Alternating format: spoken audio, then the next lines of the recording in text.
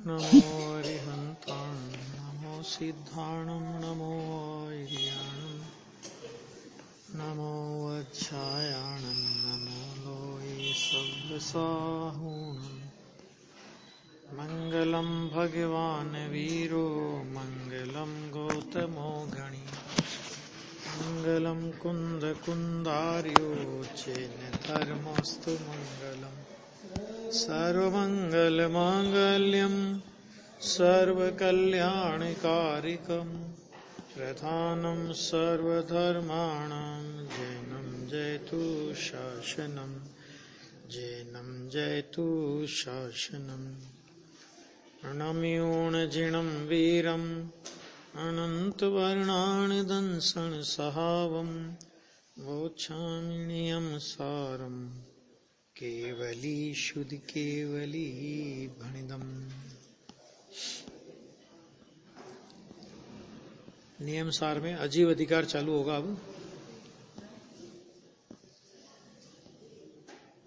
अब अजीव अधिकार कहा जाता है। गाथा नंबर 20। अणुखंड वियप्पेण दुपोगलदव्वं हवेयिदुवीयपं खन्दाहुच्छप्पयारा परमाणु चेव दुवीयपो एकम स्कंद है दो भेद पुद्गल द्रव्य के एक खंड छे विधि और द्विविध विकल्प है परमाणु के। देखो अन्वयार्थ। परमाणु और स्कंद ऐसे दो भेद से पुद्गल द्रव्य दो भेद वाला है। मैंने पुद्गल के दो भेद होते हैं, सीधी सी बात। एक होता है परमाणु और दूसरा होता है स्कंद। और फिर उसमें स्कंद वास्तव में 6 प्रकार के हैं और परमाणु के 2 भेद हैं। परमाणु के 2 भेद में कारण परमाणु और कार्य परमाणु की चर्चा करेंगे। टीका। यह पुद्गल द्रव्य के भेदों का कथन है ना। इस 37 गाथा तक अजीव अधिकार चलेगा, उसमें देखो अलग अलग है। प्रथम तो पुद्गल द्रव्य के 2 भेद हैं। एक हो गया स्वभाव पुद्गल और एक विभाव पुद्गल। स्वभाव पुद्गल माने परमाणु और विभाव पुद्गल माने अनंत परमाणुओं से मिलकर 2 या 2 से अधिक परमाणुओं से मिलकर जो स्कंद बनता है उसे बोलते हैं विभाव पुद्गल। उनमें परमाणु वह स्वभाव पुद्गल है और स्कंद वह विभाव पुद्गल है। क्या 2 भेद हो गए ना पुद्गल के, स्वभाव और विभाव। स्वभाव पुद्गल कार्य परमाणु और कारण परमाणु ऐसे 2 प्रकार से है। आगे कार्य परमाणु और कार्य परमाणु का कथन आगे आएगा। तो परमाणु के 2 भेद किए उन्होंने। एक तो हुआ कार्य परमाणु और एक हुआ कारण परमाणु। ऐसे 2 प्रकार से है। और स्कंदों के 6 प्रकार। कौन कौन से? आगे नहीं, उससे कोई मतलब नहीं उसका, वो अलग अलग आएगा उसका प्रकरण भी।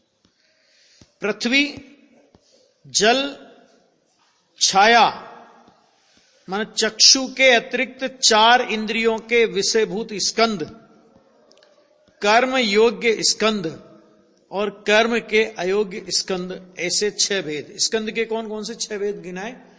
तो देखो, एक तो हो गया पृथ्वी और एक हो गया जल और एक हो गई छाया, है ना। और 4 इंद्रियों के अतिरिक्त, चक्षु इंद्रियों के अतिरिक्त जो 4 इंद्रियों के विषयभूत स्कंद हैं, माने स्पर्श, रसना, घ्राण और कर्ण इंद्रिय के विषयभूत जो स्कंद हैं, उनको लिया एक में। फिर 5वें नंबर में कर्म के योग्य स्कंद और कर्म के अयोग्य स्कंद। ऐसे पुद्गल के 6 भेद हो गए स्कंद के। ठीक है, हाँ, वो अलग, वो जो भी इसमें जो है वो पढ़ते हैं ना अपन तो अभी। अब वो सब जगह अलग अलग, इसमें तो जो है अपन को तो उसी वो पढ़ना पड़ेगा अभी। तो ये हो गए 6 प्रकार के। कि ऐसे 6 भेद हैं और स्कंदों के भेद अब कहे जाने वाले सूत्रों में मैंने आगामी 4 गाथाओं में विस्तार से कहे जाएंगे। अभी ये तो इतना संक्षेप में उन्होंने कहा, कारण परमाणु की चर्चा की, कार्य परमाणु की चर्चा की, स्कंदों की चर्चा की, और उसके बाद उन्होंने बोला कि आगे की जो 4 गाथाएं हैं,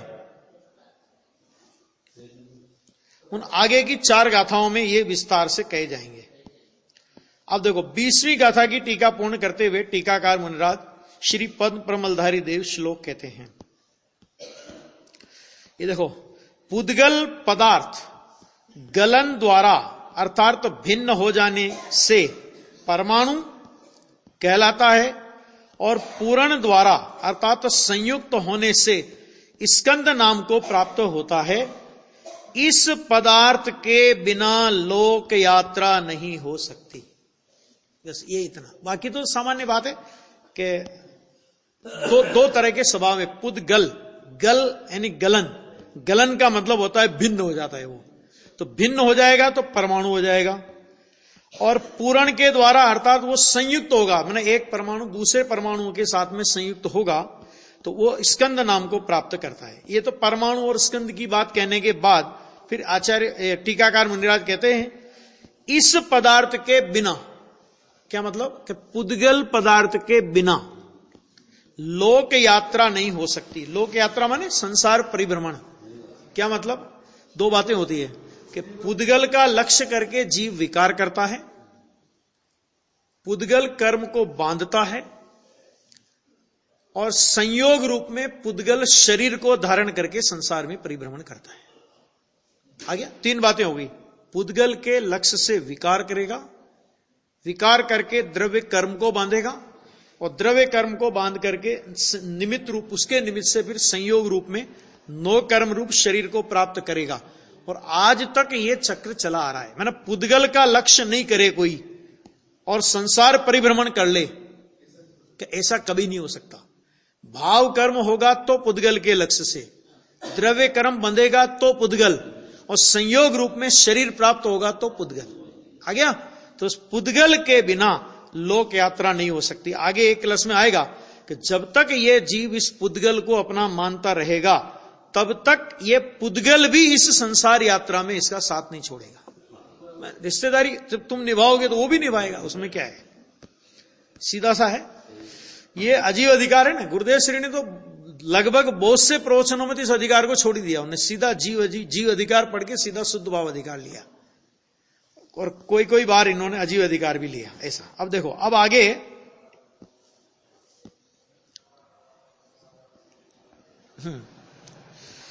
अब इसके बाद ये 21 और 22 नंबर की गाथा, 4 गाथाएं एक साथ है, 4 गाथाएं। हाँ, अब देखो 4 गाथाएं पढ़ो।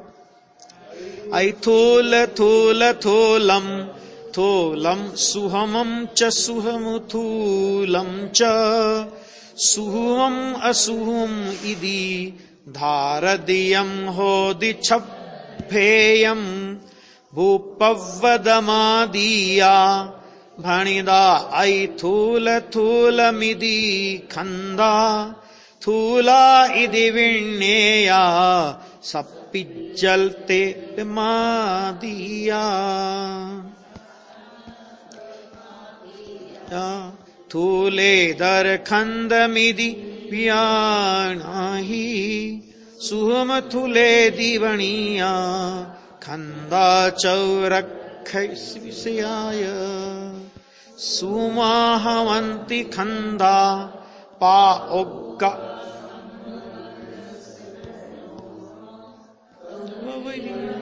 खंदा।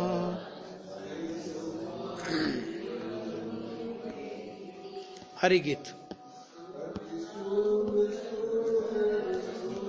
सूक्ष्म सूक्ष्म थूल अरु सूक्ष्म ये अति सूक्ष्म ये ही धरादि पुद्गल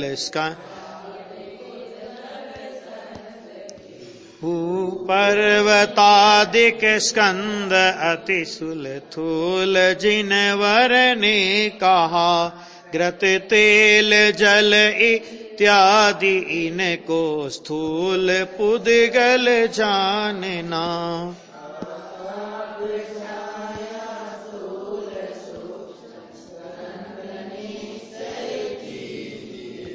अरुस्कंद सूक्ष्म स्थूल चारों अक्ष से गही, कार्मण वर्गण योग्य पंचम स्कंद सूक्ष्म स्कंद है। विपरीत जो इस योग्य नहीं अति सूक्ष्म पुद्गल स्कंद है।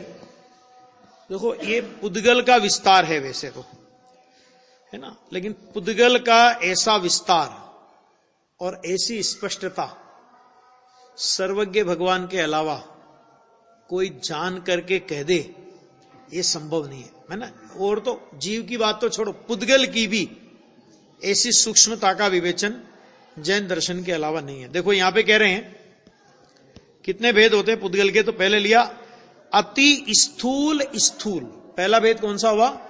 अति स्थूल स्थूल। दूसरा हुआ स्थूल, फिर हुआ स्थूल सूक्ष्म, फिर हुआ सूक्ष्म सूक्ष्म, सूक्ष्म स्थूल, हाँ सूक्ष्म स्थूल, सूक्ष्म और अति सूक्ष्म।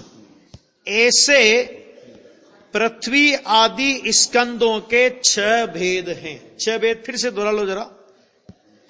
पहले हुआ अति स्थूल स्थूल, दूसरा हुआ स्थूल, तीसरा हुआ स्थूल सूक्ष्म, चौथा हुआ सूक्ष्म स्थूल, फिर हुआ सूक्ष्म, फिर हुआ अति सूक्ष्म। ये 6 भेद हो गए पुद्गल स्कंदों के 6 भेद। अब देखो इसमें कि भूमि, पर्वत आदि ये स्कंद कैसे हैं? अति स्थूल स्थूल स्कंद कहे गए हैं। घी, जल, तेल, ये स्थूल स्कंद जानना, इनको जानना स्थूल स्कंद, बराबर। ये तो खाली अब जानने की बातें हैं, इसमें कोई ज्यादा वो नहीं है।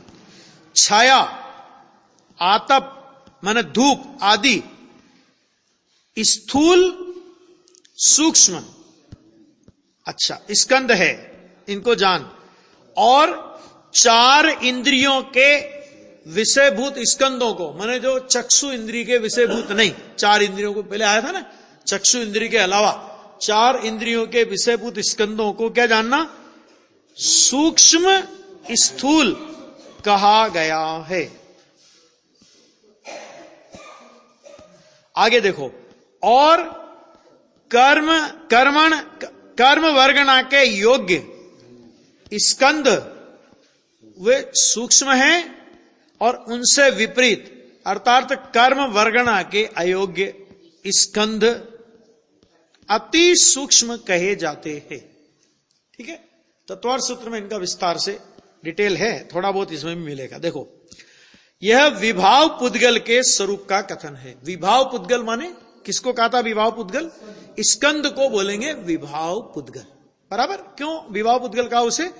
क्योंकि वो पुद्गल का शुद्ध रूप नहीं है, अनेक पुद्गलों से बनकर के वो स्कंद रूप परिणाम हुआ है। देखो, सुमेरु माने सुमेरु कहते ही सारे पर्वत वगैरह आ गए, पृथ्वी आदि घन पदार्थ, ठोस पदार्थ होते हैं ना, तो वे वास्तव में अति स्थूल स्थूल पुद्गल हैं।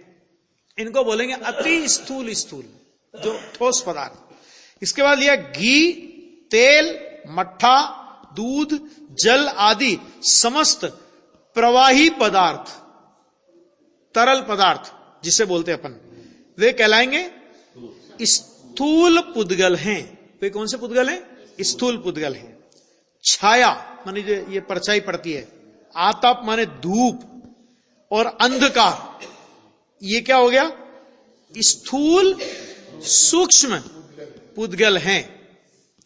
स्पर्शनेन्द्रिय, रसनेन्द्रिय, घ्राणेन्द्रिय तथा श्रोत्रेंद्रिय के विषय अर्थात स्पर्श, रस, गंध और शब्द, कौन सा नहीं लिया? वर्ण, ठीक है, शब्द, ये सूक्ष्म स्थूल पुद्गल हैं। अच्छा, शुभाशुभ परिणाम द्वारा आने वाले ऐसे शुभाशुभ कर्मों के योग्य स्कंध वे सूक्ष्म पुद्गल हैं। अब बोलो कहां से निकालेंगे कि पुण्य भाव से कर्म नहीं आते, ये बात कहां से हटाओगे? शुभाशुभ परिणाम से, क्या शब्द का प्रयोग किया? शुभाशुभ परिणाम द्वारा, माने शुभ और अशुभ परिणाम द्वारा। तो शुभ परिणाम से कर्म नहीं आते, ये बात कहां सिद्ध होती है? कहीं भी नहीं होती। आ गया?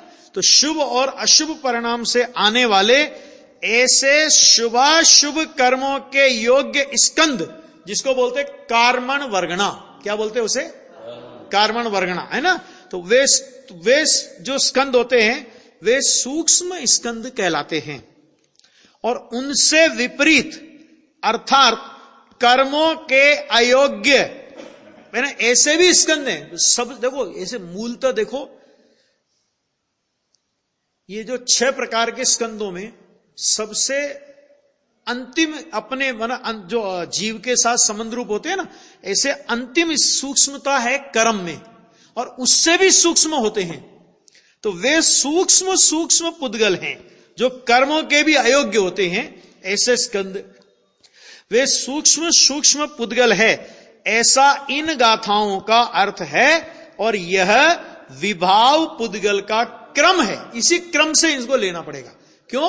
क्योंकि स्थूलता से सूक्ष्मता की ओर बढ़ता हुआ क्रम है ये। अब देखो, इसमें एक बात समझना था कि आचार्य कुंद ने जो बात कही, संक्षिप्त में टीकाकार ने उस बात को दोहरा दिया, उसका कुछ विस्तार से उन्होंने डिटेल नहीं किया। क्यों नहीं किया? कि ये अध्यात्म ग्रंथ है और इसमें पुद्गल की उतनी चर्चा पर्याप्त है जिससे अपना काम हो जाए। बस उसका डिटेल, उसका विस्तार वर्णन करने का यहां स्थान नहीं है, क्योंकि ये परम अध्यात्म ग्रंथ है ना? ये पहले भी उन्होंने एक बार कहा। लो, अब जब इसमें नहीं आया ना, तो अब ये भावार्थ बना करके फिर इसका स्पष्टीकरण ये हिम्मत भाई ने डाला है। हालांकि वो गुरुदेव से पास करा के ही डाला जाता था, तो ये भावार्थ में फिर उन्होंने कोष्टक में डाला है, तो ये कोष्टक में भावार्थ लिखा है। देखो, स्कंद 6 प्रकार के हैं।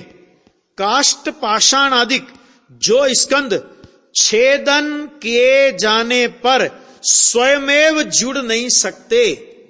अब जरा ये तत्वार सूत्र वगैरह मिलेगा, नियम सार में टीका में खुलासा नहीं किया उतना उन्होंने, क्योंकि उनको इतना विस्तार की जरूरत नहीं है जानने की। तो फिर भावार्थ डाल करके थोड़ा स्पष्टीकरण किया कि जो जिनके टुकड़े हो जाए ना, और टुकड़े हो जाने के बाद वे स्वयं नहीं जुड़ सकते। लकड़ी का टुकड़ा हो गया तो स्वयं नहीं जुड़ेगा, वो पत्थर का टुकड़ा हो गया स्वयं नहीं जुड़ेगा। तो वे स्कंद अति स्थूल होते हैं, वो कहलाते हैं स्थूल। अच्छा, दूध जल आदि जो स्कंद छेदन किए जाने पर पुनः स्वयं जुड़ जाते हैं, माना आप उनको यूं करके अलग भी कर दो तो भी जुड़ गए, तुम्हें क्या दम है? हाँ, तो वे स्कंद स्थूल स्कंद हैं। नंबर 3, धूप, छाया, चांदनी, अंधकार। आ गया, सब आ गया, इसमें कोई बचा नहीं। धूप आ गई, चांदनी आ गई, परछाई, छाया माने ये जो परछाई पड़ती है ना अपनी, इसको बोलते परछाई, और अंधेरा। इसके अलावा तो कोई प्रकाश की गति होती नहीं। प्रकाश होगा, अंधकार होगा। अंधकार में 2 रूप होंगे। अंधकार माने परमाणुओं के काला रूप परिणमन, उसके 2 रूप होंगे, एक तो अंधेरे रूप होगा, दूसरा परछाई रूप होगा। और उजाले के 2 रूप होंगे, या तो चांदनी रूप होगा या तो धूप रूप होगा। उसमें सभी ले लेना, बाकी भी आते हैं वो सब। तो धूप, छाया, चांदनी, अंधकार इत्यादि जो स्कंद स्थूल ज्ञात होने पर भी भेदे न जा सकते या हस्तादि से ग्रहण नहीं किए जा सकते, इसलिए वो स्कंद स्थूल सूक्ष्म। स्थूलता क्या है उनकी? कि स्थूलता उनकी ये कि वो आपके ज्ञान में, जानने में आ रहे हैं। अंधेरा दिख रहा है, उजाला दिख रहा है, चांदनी दिख रही है, परछाई दिख रही है, दिख तो रही है, लेकिन आप उनको भेद नहीं कर सकते, उनके टुकड़े नहीं कर सकते आप। तो जानने में आ रहे हैं लेकिन उनके टुकड़े नहीं कर सकते। तो इसलिए वो हो गए स्थूल सूक्ष्म। ठीक है, सूक्ष्मता क्या है उनकी कि आप उनके भेदन नहीं कर सकते आप उनका। और सूक्ष्म क्यों है, स्थूल क्यों है वो, क्योंकि जानने में आ रहे हैं। आगे नंबर 4, आंखों से न दिखाई देने वाले ऐसे जो 4 इंद्रिय के विषयभूत स्कंद सूक्ष्म होने पर भी स्थूल ज्ञात होते हैं। स्पर्शन इंद्रिय से स्पर्श किए जा सकते हैं, जीभ से आस्वादन किए जा सकते हैं, नाक से सूंघे जा सकते हैं अथवा कान से सुने जा सकते हैं। वे स्कंद सूक्ष्म स्थूल है। सूक्ष्मता क्या है कि आप उनको पकड़ नहीं सकते, लेकिन ज्ञान में तो ज्ञात हो रहे हैं ना आपके इंद्रियों के द्वारा, इसलिए सूक्ष्म स्थूल कहलाते हैं वे स्कंद। अब देखा 5वें नंबर का, इंद्रिय ज्ञान के अगोचर ऐसे जो कर्म वर्गणा रूप स्कंद, वे स्कंद सूक्ष्म हैं। ये इंद्रियों के गोचर नहीं, मतलब आंख से ये 5 इंद्रियों के द्वारा कर्मण वर्गणाओं को या कर्म वर्गणा के योग्य स्कंदों को हम देख नहीं सकते, इसलिए वे सूक्ष्म हैं। और कर्म वर्गणा से नीचे के अर्थात कर्म वर्गणातीत जो अत्यंत सूक्ष्म, कौन से, द्विअणुक पर्यंत, 2 परमाणु से लेकर के, मतलब अंतिम हद कौन सी होगी, सूक्ष्म स्कंद की अंतिम हद कौन सी होगी, अंतिम हद होगी 2 परमाणुओं का स्कंद, कि वो आप और हम नहीं जान सकते। तो वो स्कंद हैं, तो वे सूक्ष्म हैं, बराबर। इसी प्रकार भगवत कुंद आचार्य देव प्रणीत पंचास्तिकाय समय में अर्थात पंचास्तिकाय संग्रह में गाथा द्वारा कहा है कि, ये गाथा कौन सी है, देखो पंचास्तिकाय की, ये पृष्ठ 130 पर है गाथा, उन्होंने कोई उद्धृत की होगी, उन्होंने भी कोई, देखो, पृथ्वी, जल, छाया 4 इंद्रियों के विषयभूत, कर्म के योग्य और कर्मातीत, इस प्रकार पुद्गल स्कंद 6 प्रकार के हैं। एक गाथा का एक तो उद्धरण पंचास्तिकाय का ये दिया। एक ग्रंथ होगा मार्ग प्रकाश, ये टीकाकार परम ब्रह्मधारी देव को मिला, लेकिन उसके बाद आज तक ये ग्रंथ कहां है ये पता नहीं पड़ा है। तो उस मार्ग प्रकाश में श्लोक द्वारा कहा, क्योंकि मार्ग प्रकाश के नियम सार में बहुत सारे उल्लेख मिलते हैं, लेकिन ये ग्रंथ अभी मिलता नहीं है। देखो, स्थूल पश्चात स्थूल, तत्पश्चात स्थूल सूक्ष्म, पश्चात सूक्ष्म स्थूल, पश्चात सूक्ष्म और तत्पश्चात सूक्ष्म, इस प्रकार स्कंद 6 प्रकार के हैं। ठीक है, ये याद करने का ही है।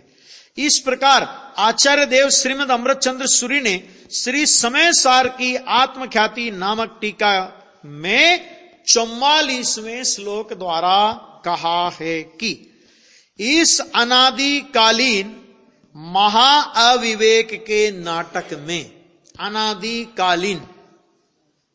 इस अनादिकालीन ये नाटक कब से, महाअविवेक का नाटक ये कब से चला आ रहा है, अनादिकालीन, एक समय करके अनादि से, ये क्या कह रहे हैं, महाअविवेक के नाटक में अथवा नाच में वर्णादिमान पुद्गल ही नाचता है।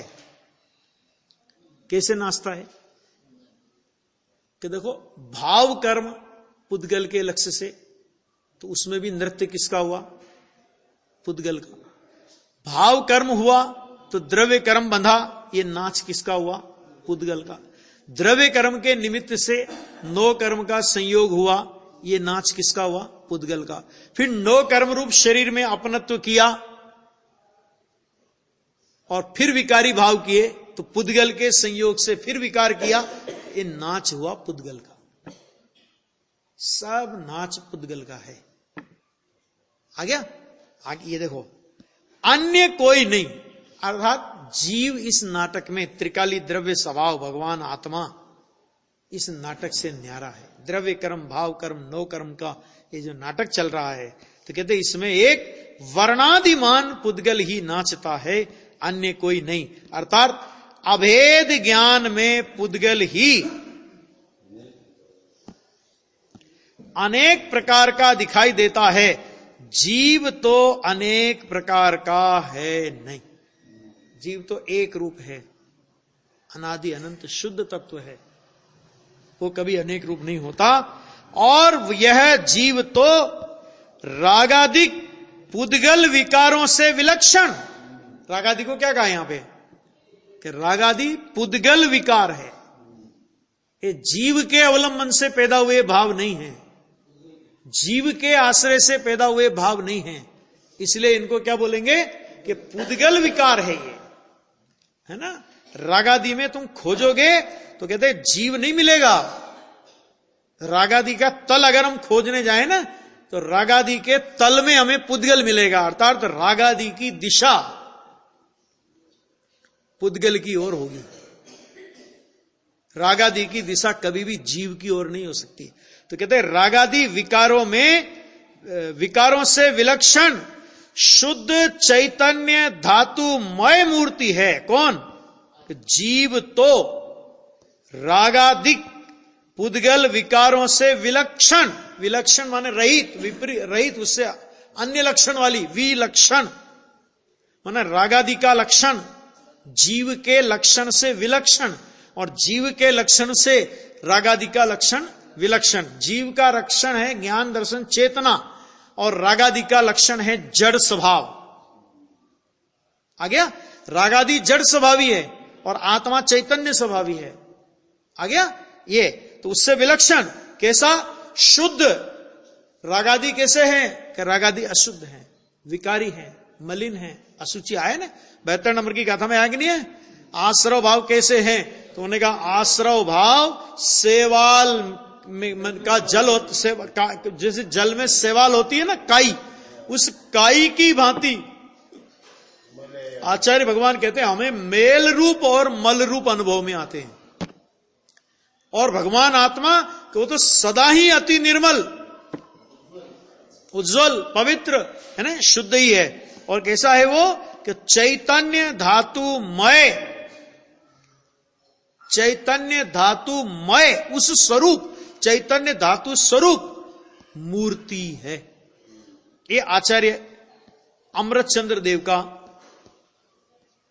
उद्धरण दिया 44 नंबर के कलश का। ये अजीव अधिकार का कलश है, ये भी जीव अजीव अधिकार का कलश है। अब देखो, और इन गाथाओं की टीका पूर्ण करते हुए टीकाकार मुनिराज श्री पद्म प्रमलधारी देव विविध प्रकार के पुद्गलों में रति न करके, देखो ध्यान देना, ये जो अजीव अधिकार है, और इसमें जो टीकाकार मुनिराज पद्म प्रमलधारी देव हैं, उन्होंने अजीव अधिकार की गाथाओं की टीका तो की, और टीका करने के बाद जो कलशों में उन्होंने मर्म रखा वो बहुत गजब का रखा है कि विविध प्रकार के पुद्गलों में रति न करके चैतन्य चमत्कार मात्र आत्मा में रति करना।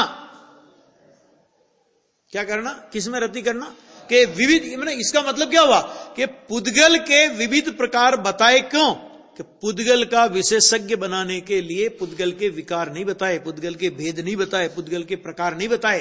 क्या बताए कि जो इन दृश्यमान अथवा इंद्रिय गोचर अथवा नहीं भी गोचर पुद्गल स्कंदों में तुझे प्रेम वर्तता है, तुझे रति वर्तती है, तुझे इनका आकर्षण वर्तता है, तो आचार्य भगवान ये कह करके कि ये सब पुद्गल के विकार हैं, इनसे तेरे आत्मा का कोई संबंध नहीं है, ये पुद्गल है और तू शुद्ध चैतन्य धातु है, ऐसा दोनों का लक्षण भेद जान करके पुद्गल में रति न कर। आ गया? रति नहीं करना। और क्या करना? कि चैतन्य चमत्कार मात्र। चैतन्य चमत्कार कैसा? कि देखो चैतन्य चमत्कार ऐसा कि अपने चैतन्य स्वभाव से आत्मा कभी बाहर जाता नहीं, पुद्गल में आत्मा कभी जाता नहीं, और पुद्गल के सारे भेद प्रभेदों को अपने ज्ञान में रह करके जान लेता है, उनमें जाता नहीं। इतना ही नहीं, पुद्गल का स्पर्श नहीं करता और पुद्गल को अपने में स्पर्श नहीं होने देता, खुद पुद्गल का स्पर्श नहीं करता और पुद्गल का अपने में स्पर्श नहीं होने देता, और पुद्गल के इन सारे भेद प्रभेदों को अपने ज्ञान में रहकर ज्ञान में ज्ञान भाव रूप से जान लेता है। इसको चमत्कार नहीं है तो और क्या कहेंगे अपन।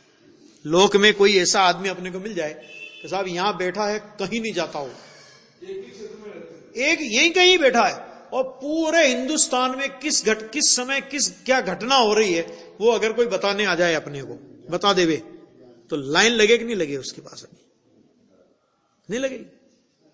क्या गजब आदमी है ये, हिलता नहीं है, हाँ हिलता नहीं है, और अभी बता देगा कि तेजाजी के चौक में कौन सी गाड़ी से एक्सीडेंट हो गया, कौन से नंबर की गाड़ी निकली, क्या हुआ क्या नहीं हुआ। तो अपन क्या बोलेंगे, अरे भैया बड़ा चमत्कारी है ये तो कहते हैं ये चमत्कार तो अपने को नजर आता है, ये चमत्कार नजर नहीं आता कि चैतन्य स्वभाव कभी पुद्गल में जाता नहीं और कभी पुद्गल को अपने में लाता नहीं,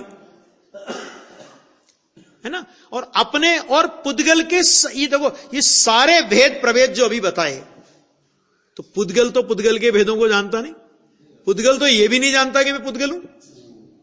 तो ये सारे भेद प्रभेद किसने जाने? ज्ञान ने जाने। तो ज्ञान इन भेदों को जानने के लिए पुद्गल में गया कि नहीं गया? कि नहीं गया। पुद्गल को अपने पास बुलाया कि नहीं बुलाया? कि नहीं बुलाया, और फिर भी अपने में रह करके जान लिया। इससे बड़ा चैतन्य का दूसरा चमत्कार और क्या हो सकता है? अपने को इस चैतन्य चमत्कार की महिमा नहीं आती है। तो वो यहां पे कह रहे हैं, चैतन्य चमत्कार मात्र आत्मा में रति करना, ऐसा श्लोक द्वारा कहते हैं। ये श्लोक आचार्य देव कह रहे हैं, टीकाकार मुनिराज कह रहे हैं, देखो जरा। इस प्रकार माने जो 6 प्रकार के पुद्गल स्कंदों के भेद कहे, पहले पुद्गल के 2 भेद कहे, परमाणु और स्कंद, फिर परमाणु के 2 भेद किए, कारण परमाणु कार्य परमाणु, उसकी चर्चा आगे करेंगे, और स्कंद के 6 भेद किए। तो इस प्रकार विविध भेदों वाला पुद्गल द्रव्य दिखाई देने पर, मैं तेरे ज्ञान में, ज्ञान की स्वच्छता में, ज्ञान की योग्यता से, ज्ञान के सटकारक से, ज्ञान की परिणति में ये पुद्गल द्रव्य दिखाई देगा। मतलब पुद्गल जैसा तेरे ज्ञान का गेयाकार तुझे दिखाई देगा, उसको बोलेंगे पुद्गल द्रव्य दिखाई देने पर। हे भव्य शार्दूल, शार्दूल का मतलब होता है सिंह, पराक्रमी। हे पराक्रमी भव्य, क्या कर? हे भव्योतम, तो उसमें रति भाव न कर। क्यों? क्योंकि पुद्गल तो अनेक प्रकार के रूप रंग बना के आएगा। कभी कभी मैं देखता हूं, ये जो अपने पास में बगीची है जहां भोजन बनता है, रसोई होती कि नहीं होती? होती है ना। तो जिस दिन रसोई होती है, किसी की यहां रसोई बन रही हो, कितनी खुशबू आती है वहां। लोग निकले, मतलब कोई भी आइटम बन रहा है, इस कितनी खुशबू। और जब वही आइटम, वही पुद्गल, अब क्या हुआ कि भोजन कर गए लोग, 1-2 दिन किसी ने सफाई नहीं की, तो उधर से निकलोगे तो नाक पे रुमाल लगा के निकलोगे। क्यों भाई साहब, क्या हुआ? कल तक तो बड़े मुग्ध हो रहे थे, क्या बढ़िया रसोई बनी है, ऐसी रसोई आज तक बनी नहीं, क्या आइटम बने हैं? कल तक जिन पर मुग्ध हो रहे थे, आज क्या हो गया? आज रुमाल लगा के क्यों निकल रहे हो? कि भाई ये पुद्गल के अनेक प्रकार के रूप रंग है, ये रूप रंग बदलता है। पुद्गल का स्वरूप ये है। तो कहते हैं कि ये तो होगा, तू इसमें रति भाव न कर। रति भाव न कर मतलब जैसे उस भोजन की सुगंधी, उसकी महक, उसमें रति मत कर, तो उसकी दुर्गंध आएगी तो उसमें अरति भी मत कर। मतलब उससे प्रभावित मत हो। रति मत कर का मतलब क्या है यहां पे? कि उससे तू प्रभावित न हो। चैतन्य चमत्कार मात्र में, अर्थात चैतन्य चमत्कार मात्र आत्मा में क्या कर? तू अतुल रति कर, इतनी रति कर कि जिसकी तुलना नहीं हो सके, इतनी रति कर आत्मा में, अतुल रति कर कि जिससे तू परम श्री रूपी कामिनी का वल्लभ होगा। इसका मतलब क्या कि तू अगर पुद्गल में रति नहीं करेगा और चैतन्य चमत्कार मात्र अपने भगवान आत्मा में अतुल रति करेगा, देखो केवल रति आत्मा में रति करेगा तो सम्य दृष्टि होगा, और आत्मा में अतुल रति करेगा तो मोक्ष पाएगा। यहां रति अकेली आत्मा में रति करने की बात नहीं की, मैंने अकेले सम्य दर्शन प्राप्त करने की बात नहीं की। सम्य दर्शन तो बहुत छोटी चीज है मोक्ष के आगे। तू तो उस आत्म स्वभाव में अतुल रति कर जिससे तू परम श्री रूपी कामिनी का वल्लभ होगा। ये 38 नंबर के कलश में टीकाकार मुनिराज ने ये बात कही। मैंने सीधा सीधा उपाय हो गया ना, 2 उपाय हो गए ना, सीधे सीधे उपाय क्या हो गया, मोक्ष का उपाय क्या हो गया कि मोक्ष का उपाय अपने चैतन्य चमत्कार आत्मा में रति करना, ये मोक्ष का उपाय हुआ। और अगर पुद्गल द्रव्य में रति करता रहा तो जिस तरह आज तक संसार की 4 गति 84 लाख योनियों का महिमान बना हुआ है, गतियों में भटकता है, संसार परिभ्रमण कर रहा है, उसी तरह अनंत काल तक यह संसार परिभ्रमण चालू रहेगा। अभी करना क्या है, आचार्य कहते तू नक्की कर ले, इसका फल मोक्ष है। तो अपने आप समझ लेना कि जब चैतन्य स्वभाव में अतुल रति का फल मोक्ष, तो पुद्गल द्रव्य में अतुल रति का फल निगोध होगा ही होगा। आ गया समझ में? आ गया? तो अभी क्या करना वो अपने को खुद को सोचने का है। आचार्य भगवान उसमें कुछ नहीं कहते। आचार्य भगवान ने तो एक प्रेरणा अपने को दी कि भाई ये काम करने से ऐसा होगा, तो तू वो काम कर। अगर मुक्ति चाहिए हो तो चैतन्य चमत्कार आत्मा में रति कर। ये बात आचार्य भगवान कह रहे हैं। अब ये देखो गाथा, आगे की गाथा पढ़ लो थोड़ी। धाउ चौकस गुणो जम हेउ कारणम तितिम्नेयो खंदानम अवसानम नादवो कज्जप मानु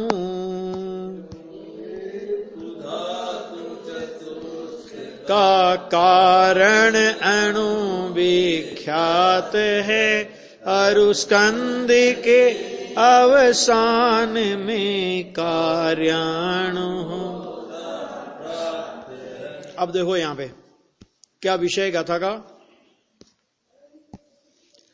गाथा का विषय ये कारण परमाणु द्रव्य और कारण और कार्य परमाणु द्रव्य के स्वरूप का कथन। ये चर्चा आई थी ना, शुरू की गाथा में आई थी ना, कार्य परमाणु और कारण परमाणु, परमाणु के 2 भेद है ना। अब हमने तो पढ़ा कि जिसको भेदा नहीं जा सके, अरे भेदा नहीं जा सके वो अन्य अपेक्षा है। माने उस पुद्गल के 2 टुकड़े नहीं कर सकते आप, वो स्कंद है ना, तो स्कंद के 2 टुकड़े नहीं कर सकते, सॉरी वो परमाणु है ना, तो उस परमाणु के 2 टुकड़े नहीं कर सकते। लेकिन परमाणु के 2 प्रकार, 2 परमाणु के 2, एक उसी परमाणु को एक में कारण परमाणु संज्ञा है और एक में कार्य परमाणु संज्ञा है। तो परमाणु को कब कारण परमाणु कहते हैं और कब कार्य परमाणु कहते हैं, वो जरा समझने का है विषय। देखो, फिर जो पृथ्वी, जल, तेज और वायु,